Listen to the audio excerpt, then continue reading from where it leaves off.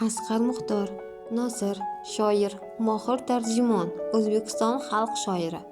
1973-yil Chinor romani uchun Hamza nomidagi Respublika davlat mukofotiga sazovor bo'lgan.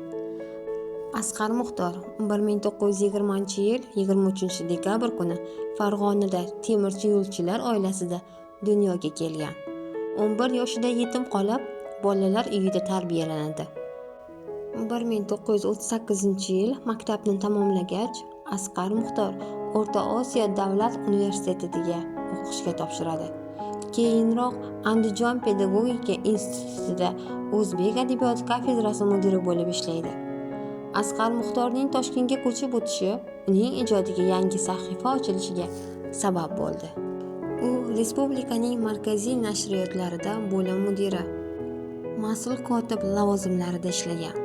1960-yil 1965-yillar Sharq yulduzi jurnali, 1969-yildan Guliston jurnali bosh muharriri, 1938-yildan asarlar nashr etila boshlagan.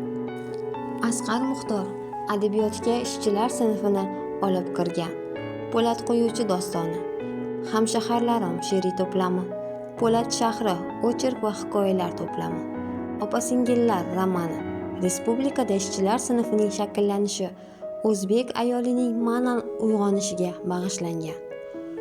Tug'ilish romanida esa yoshlarning yirik qurilishlardan biridagi ishtiroki haqida hikoya qilinadi. Davr mening taqdirimda iqror roman bo'lib, unda yaratuvchi inson va kurashchi zamondosh timsoli gavdalanadi.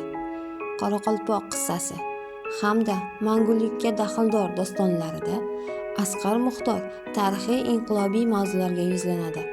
Qahramonlik fe'l-atvor shakllanishini ko'rsatadi. U bir qator adabiy tanqidiy asarlar muallifi Pushkin, Lermontov, Gorkiy, Mayakovskiy, Blok, Shevchenko va boshqalarning asarlarini o'zbek tiliga tarjima qilgan. Asqar Muxtor 1997-yil 17-aprel kuni vafot etgan.